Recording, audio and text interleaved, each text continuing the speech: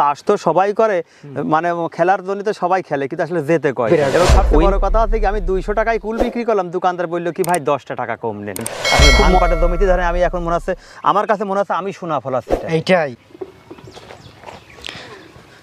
আসসালামু আলাইকুম দর্শক বন্ধু, এই মুহূর্তে আমাদের অবস্থান হচ্ছে কুষ্টিয়া জেলার খোকসা উপজেলার হেলালপুর গ্রামে।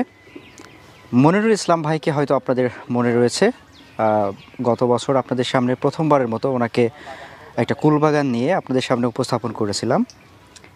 আজকে হচ্ছে ওনার কুল বাগানে মোটামুটি কুল হারভেস্ট চলছে। দারুণ দারুণ কালারফুল কুল। ভাই এটা কি জাত ভাই? এটা ভারত সুন্দরী।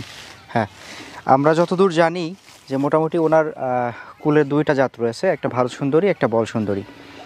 এছাড়াও যে মাসাংটা, যে রোটা আমরা দেখতে পাচ্ছি, এই রোতে উনি উন্নত জাতের আঙুর চাষ করেছেন। গত পর্বে আপনারা কমলা দেখেছিলেন, চাইনিজ যে কমলা, এবং ওনার কমলার পাশাপাশি পেয়ারা, পেঁপে, মাল্টা কমলা, এরকমের সব ধরনের মোটামুটি ফল ফলাদি চাষাবাদ রয়েছে।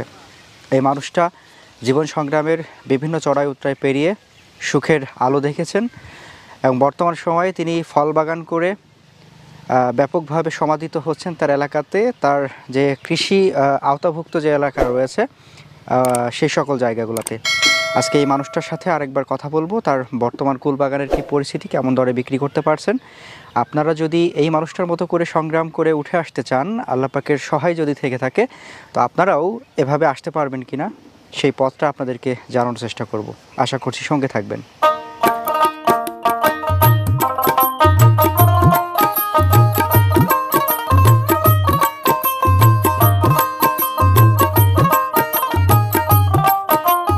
আসসালামু আলাইকুম। ওয়ালাইকুম আসসালাম। কেমন আছেন ভাই? আল্লাহ রাখছে ভালো ভাই। যাক আলহামদুলিল্লাহ। মনিরুল ভাই, জি একদম 1 মাস পরে দেখা হলো। জি জি, ওই তো গত মাসে আসছিলেন আপনি আমার কমলার আপনি করার জন্য আসছিলেন। ডিসেম্বরের 11 তারিখ। 11 তারিখ, জি। আজকে জানুয়ারির 11 তারিখ, জি। আর ডিসেম্বরের 11 তারিখে আমরা কমলা দেখাইছিলাম, জি জি, চাইনিজ কমলা। জি। কেমন মনে হলো পরবর্তী সময়ে আমাদের দর্শকদের কাছে সেটা কেমন গ্রহণযোগ্যতা পেল? আসলে আপনি চাইনিজ কমলা ওই দেখ করার পরে আমি অনেক জায়গা থেকে মোবাইলে ভিডিও কল পাইছি, অনেকে আগ্রহ করছে ভাই কমলাটা হয়তো বা কেমন। অনেকে সবাই দেখে, অনেকে আমার কাছ থেকে চারাও নিয়ে গেছে, চারাও সংগ্রহ করে নিয়ে গেছে। অনেকে চারার অর্ডারও দিয়েছে, যে বললো ভাই যে আসলে কমলা যে আমাদের দেশে হয় বা ভালো জাত, এইটা ফলো করে অনেকে আমার কাছে চারার অর্ডার দিয়েছে বা চারা অনেকে নিয়ে গেছে। মোটামুটি আল্লাহর রহমতে ভাই ভালো সারা পাই। জি জি। আজকে জানুয়ারির 11 তারিখ, আমরা 24 সালে কথা বলছি। জি জি। আমরা বোধহয় 23 সালের ডিসেম্বরের 11 তারিখ আসছিলেন আপনি, তাই না? জি, ডিসেম্বরের 11 তারিখ। আর গত বছর যেটা আমরা কুল দেখাইছিলাম, জি জি, এটা বোধহয় প্রথম দিকে, গত বছর প্রথম ওই জানুয়ারির প্রথম সপ্তাহে, হয়তো 6 বা 7 তারিখে আপনি আমার একটা প্রোগ্রাম করছিলেন। জি, তখন আমরা আপনার এই কুল বাগানটাকে দর্শকদের সামনে তুলে ধরেছিলাম। জি জি। তখন বয়স ছিল, গাছের বয়সগুলো 1 বছর করে। হ্যাঁ, তখন আমার এই গাছের বয়স ছিল আপনার 8 মাস। 8 মাস করে। 8 মাসে আমার হয়েছিল, তাতে ওই কুল যখন হারভেস্ট করার টাইম হলো তখন 9 মাস বয়স হয়েছিল। 9 মাস। জি জি। এখন তাহলে কেমন চলতেছে? এখন আল্লাহর রহমতে মোটামুটি ভালো। আমি তো আসলে ভাই সত্যি কথা বলতে কি, নভেম্বরের 6 তারিখে 7 তারিখে আমি কুল ভাঙেছি প্রথম, আপনাদের দোয়াতে আল্লাহর রহমতে। এবং আমার এখানে কুলটা একটু আগে হওয়ার এই জন্য গত বছর এই বছর আমাদের কুলে কিন্তু এটা ভালো ধকল দেয় সারা বাংলাদেশে। ওই যে আপনার মেঘাচ্ছন্ন আবহাওয়া, বৃষ্টি হয় 7-8 দিন বৃষ্টি হওয়ার জন্য, তা আল্লাহর রহমতে আমার কুলের ফলনও ভালো হয়েছে, আসলে তো দেখাই যাচ্ছে।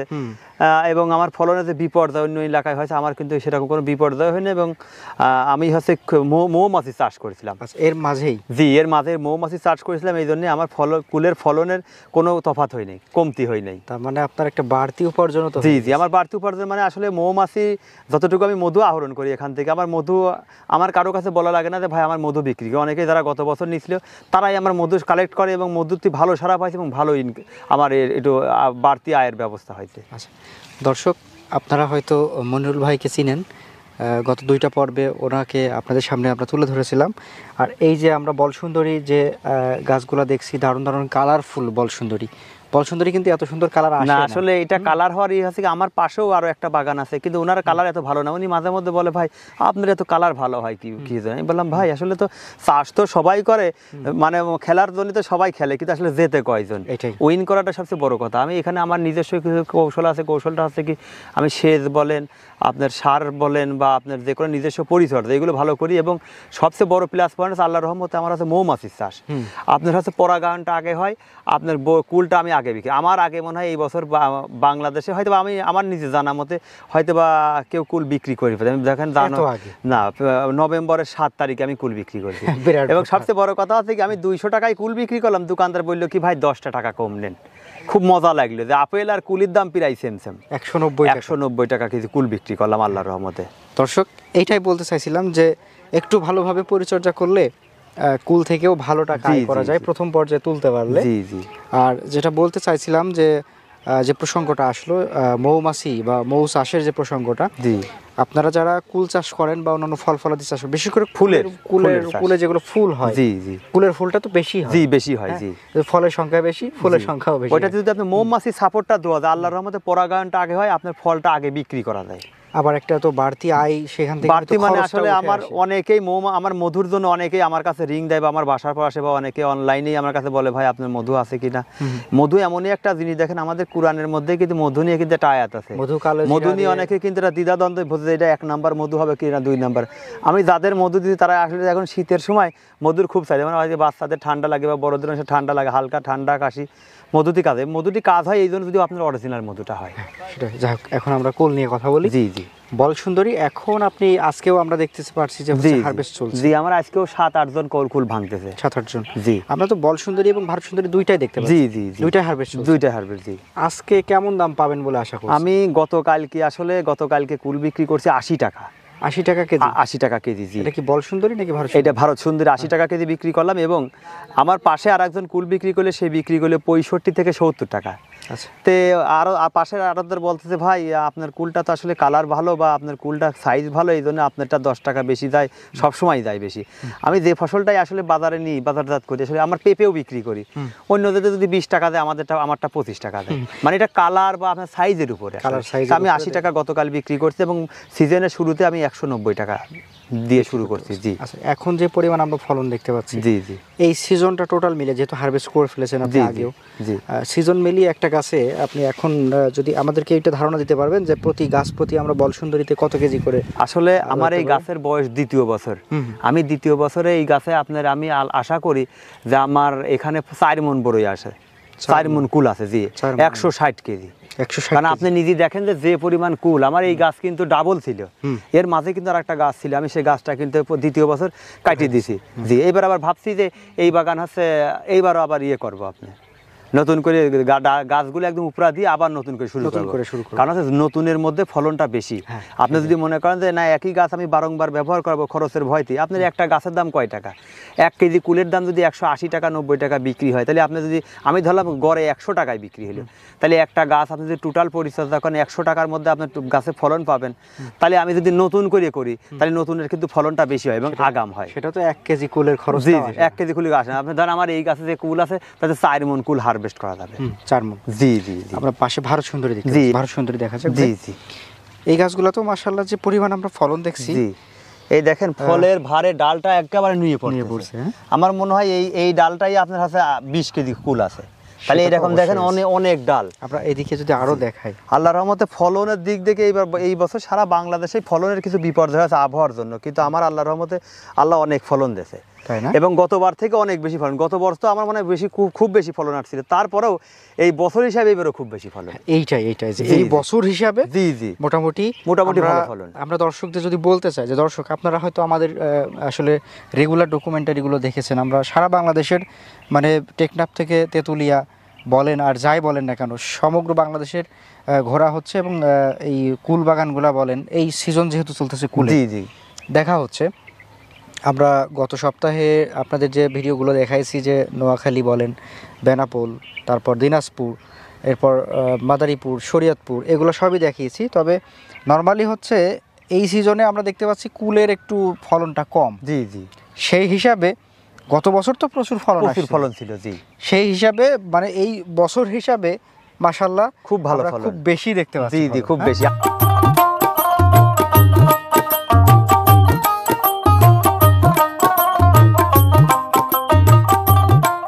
ভাই আপনি যেমনটা বলছিলেন যে নভেম্বরের 7 তারিখে আপনি হারভেস্ট প্রথম শুরু harvest করছি, জি। করছেন। আজকে জানুয়ারির 11 তারিখ, 11 তারিখ, ডিসেম্বরের 7 তারিখ প্রথম মাস, জি। জানুয়ারির 7 তারিখ দ্বিতীয় মাস, 2 মাস 2 মাস 4 দিন হয়ে গেল। জি জি। এখনো আমরা যে পরিমাণ ফলন দেখতে পাচ্ছি, আপনি দেখেন এখনো হ্যাঁ। যে পরিমাণ ফলন আছে মনে হচ্ছে এই গাছে হাতই দেওয়া হয় না, কিন্তু দেখেন আজ প্রায় 2 মাস যাবত কিন্তু এই বাগান এইখান থেকে কিন্তু ফল হারভেস্ট করা হচ্ছে। এর সবচেয়ে বড় আসলে হচ্ছে কি, আপনি যদি ভালো জাত থাকে, আপনি যদি মা ভালো না দেন তার সন্তান কিন্তু ভালো আশা করবেন না। এইটাই তো এই এইটাই তো জাতটা ভালো আছে, এই জন্য এর ফলনও ভালো হয় এবং কিছু পরিচর্যা আছে। আপনি যদি সবাই জাতও একটা ব্যাপার প্লাস পয়েন্ট, যদি এর সাথে ভালো পরিচর্যা করেন তাহলে কিন্তু ভালো ফসল আশা করেন। সেইটাই তো। আমার এই জমিতে কিন্তু আমি আগে ধান পাটের আবাদ করতাম। আচ্ছা, দেখেন আমার একটু নিচু জমি, তারপরেও কিন্তু আমার জমিতে খুব ভালো উঁচু জমি তা না, নিচু জমি, কিন্তু নিজস্ব কৌশলে দেখেন আমি মাটির ঢিবি করা আছে। হ্যাঁ, এই আমি আসলে এই প্রশ্নটাই করতে চাইছিলাম, জি। যে ঢিবিটা কেন করলেন আপনি? এই ঢিবিটা করার উদ্দেশ্য আছে কি, আমার এখানে আষাঢ় মাসের দিনও কিছুটা হলেও কিঞ্চিত পানি হয়। তো ধরেন পানির জমিতে তো আসলে কোনো ফসলই হওয়ার কথা না ভালোভাবে, কিন্তু আমি এটা কৌশল খাটাইছি কি, এই দিক থেকে কিছু মাটি নিয়ে ওই দিক থেকে কিছু মাটি নিয়ে ঢিবি করেছি, এই জন্য আমার কুলটা একটু আগাম হয়। তখন দেখবেন গাছের রস থাকে না, ফলটা কিন্তু আগে পাকে, এবং আমার জমি হিসাবে আমার ফলনও ভালো হয়। এই জন্য এই সিস্টেম আমি ঢিবি করেছি এখানে। তাহলে তো একটা দারুণ টেকনিক। জি জি, এটা টেকনিক আছে। এটা আছে আপনারা আসলে এটা আলাদা টেকনিক, যে হয়তো বা ঢিবি করলে পরে গাছের গোড়ায় কিন্তু পানি থাকবে না, গাছটা শুকনা থাকবে, তখন কিন্তু আপনি সেচ দেওয়ার সুবিধা হবে, অতিরিক্ত পানি হলে নিষ্কাশন ব্যবস্থা ভালো হয়। হ্যাঁ, এটা তো ওই যে হ্যাঁ এইটাই আর কি, যে জি। পানি মানে হাজারো পানি জমলো, জি জি, গাছের গোড়ায় গাছের গোড়ায় যাবে না। কারণ আমার যদি এই জমি তো আসলে যে বাগান করার উপযোগী জমি তা না। আমাদের দেশে দেখেন অনেকের কিন্তু ভালো ভালো জমি আছে, সেই জমিতে চাষ করেন। আর আমার ধরেন আসলে ওই জমি ওই লেভেলের জমি না, তারপর দেন আল্লাহর রহমতে কি, এবং দেখেন ফলের সাইজ মনে হচ্ছে মিনি আপেল। একদম। জি আর জি, মানে এইগুলা যদি ওই যে আপনার ছোট সাইজের বলা হয় যে এটা নতুন একটা ছোট সাইজের আপেল আপেল, আসছে হ্যাঁ, মানুষ বাজারে। অবিশ্বাসের কোনো কিছুই থাকবে না, বিশ্বাস করাই লাগবে। একদম দারুণ একটা ব্যাপার। এই জন্য ভাই আসলে সবচেয়ে বড় কথা আছে, আপনি যদি জাত ভালো থাকে এবং যদি আপনি পরিচর্যার প্রপার ট্রিটমেন্ট দেন, তাহলে আমার মনে হয় যে বাংলাদেশে যারা আসলে আমরা বেকার করি, আমিও কিন্তু একসময় কর্মের জন্য কিন্তু অনেক জায়গা দৌড়াদৌড়ি করছি, লেখাপড়া শিখে আসলে কর্ম আমাদের দেশে তো খুব হওয়া খুব কষ্টের ব্যাপার। আমি ধরেন আল্লাহর রহমতে আব্বা আমার দোয়া নিয়ে হয়তো বা আল্লাহর রহমতে ধরেন আমি যে চাষ শুরু করছি, এখন আমার এখানে 6-7 জন লোক কর্ম। আমার সবচেয়ে বড় মজা লাগে কি, এই চাষের আমার সবচেয়ে বড় মজা হচ্ছে কি, টাকাটা বড় মজা না, মজা হচ্ছে কি আমি সারাদিন পর যে আপনার 5-6 জন লোকের লেবারের টাকা দিতে পারি, এইটাই আমার কাছে সবচেয়ে বড় মজার কাজ।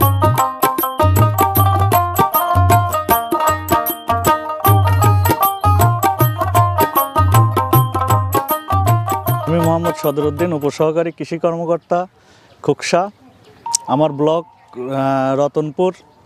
এখানে মনিরুল সাহেবের বাগান, এটা হচ্ছে হেলালপুর অবস্থিত। এখানে মনিরুলের মিশ্র একটা পাশে ফল বাগান আছে, সেখান থেকে শুরু করে সে এখন এখানে যে কুল বাগান করছে, এই কুল বাগানে আমাদের অফিসের যে সার্বিক পরামর্শ তাকে প্রদান করা হয়, এবং এই পরামর্শ মোতাবেক সে কুলবাগান করে সে আর্থিকভাবে সে এখন স্বাবলম্বী, এবং তার দেখা দেখি পাশে যে বেকার যুবক এবং যে পতিত জমি কিছু আছে, সেখানেও কিছু কিছু বাগান, ছোট ক্ষুদ্র বাগান গড়ে উঠছে।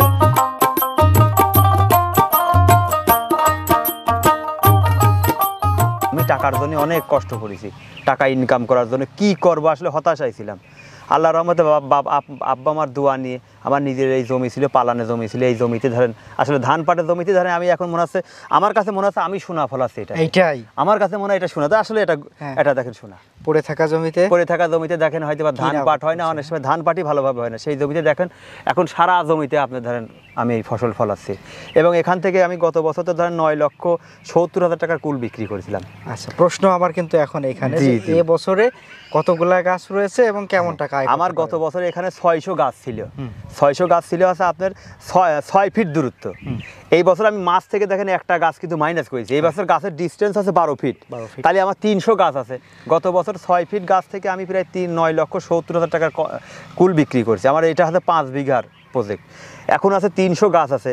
আমি এ যাবৎ পর্যন্ত আপনার কাছে 3,90,000 টাকার কুল বিক্রি হয়ে গেছে আমার এখান থেকে। 3,90,000। 3,000 টাকা। তাতে আমি আশা করি যে গত বছর যে আল্লাহ যে ফল দিয়েছে তার থেকে এবার আরো বেশি টাকা আমি এখান থেকে বিক্রি করতে তার পারবো। মানে এবছর কি 10 লাখের কাছে? 10 লাখ প্লাস হবে আল্লাহ। জি জি 10 লাখ প্লাস হবে। আসলে প্রথম দিকে আশা করি নাই, তা আসলে এত বিরূপ আবহাওয়া এবং আশপাশ যারা বাগান করে তারা বলে কি ভাই আমার তো ফলন ভালো হয় নাই। তা আল্লাহ আসলে আমার যা দেশে আমি আল্লাহর কাছে এতে অনেক খুশি, কারণ আমার ফলনও ভালো হয়েছে এবং আমি যে দামে কুল বেশি বাজারে সবার থেকে 10 টাকা বেশি দেয় সব। বাংলাদেশের সমস্ত বেকারের আমি এইটুকু বলতে পারি যে তারা যদি কোনো কুল হোক, কমলা হোক, মালটা হোক আমার কাছ থেকে পরামর্শ নেয়, আমার কাছে চারা নেওয়ার দরকার নেই। চারা আমি বিক্রি করবো তাদের কাছে, এমন আমার কাছে যে কোনো সময় পরামর্শ। আমি দেখেন ভাই সবচেয়ে বেশি মজা হয় কি, বাংলাদেশের সব প্রান্ত থেকে আমার কাছে মোবাইল করে, ভাই কমলার কি করব, কমলার এই সময় কি দেব, কুলের কি করব, আপনার আছে পিয়ারার কি করব, এই যে পরামর্শ দেয়া সবাই কিন্তু আপনার এই পরামর্শটা দিতে পারে। এইটাই আমার মনের কাছে তৃপ্তি, যে যদি কোনো বেকার যদি বাংলাদেশে এইসব ফল ফলনের চাষ করে তখন যে কোনো পরামর্শের জন্য আমি পরামর্শ দেবো এবং তাদের এটাই নির্ভয় দেবো যে তারা যদি সাহস নিয়ে বাপ মার দোয়ানি যদি করে অবশ্যই এখান থেকে সফলতা আসা সম্ভব। সেটাই দর্শক, আমি একটা কথা যুক্ত করতে চাইবো ভাই যেটা বললেন তার সাথেই, যে ঝুঁকিবিহীন একটা জায়গা হচ্ছে কৃষি। আর আমাদের আসলে আল্লাহ প্রদত্ত আমরা এমন একটা দেশে বসবাস করি যেই দেশের মাটি কিন্তু সোনার চেয়ে খাঁটি। যারা বাইরের দেশের অনেক অনেক পরিশ্রম করে মাটি তৈরি করে অন্য জায়গা থেকে ভালো মাটি নিয়ে এসে তারপরে মাটি তৈরি করে সেখানে কৃষি আবাদ করেন। আর আমাদের এমন একটা মাটি আল্লাহ প্রদত্ত, আল্লাহ পাক দিয়েছেন আমাদেরকে নিয়ামত, যে আমরা একটা গাছ পুঁতে রাখলেই হলো, জি জি সেখানে কিছু না কিছু ফল আসে, ফল আসবেই। আর একটু পরিচর্যা করতে পারলে হয়তো মনিরুল ভাইয়ের মতো এত সুন্দর ফল ফলাদি ফলানো সম্ভব। তো ভাই যেটা বললেন আপনারা ওনার সাথে পরামর্শ করুন, ওনার মতো করেই সাহস করে এগিয়ে আসুন। বাংলাদেশে অনেক যুবক রয়েছেন যারা তাদের মেধাকে কাজে লাগানোর সুযোগ পাচ্ছে না, বিভিন্ন কলকারখানার আসলে ওই কর্মসংস্থানের সুযোগটা ওরকমের নাই। জি জি তো আপনারা সেই মেধাটাকে কৃষিতে আনুন, আধুনিকায়ন করুন কৃষিতে সেই মেধা খাটিয়ে এখানে ভালো কিছু ফলান, ইনশাল্লাহ এখান থেকেও অনেক ভালো সাকসেস আনা সম্ভব। জি মনিরুল ভাই আপনাকে অসংখ্য জি ধন্যবাদ। ভাই, আপনাকেও ধন্যবাদ। দোয়া করবেন যেন আমি আবার সামনের বছর আরো অন্য ফল ফলন নিয়ে বা নতুন করে কুল বাগানে সফলতা হতে পারি, এইটুকু দোয়া আমার। ইনশাআল্লাহ ভাই, ভালো থাকবেন। আসসালামু আলাইকুম। ওয়ালাইকুম আসসালাম।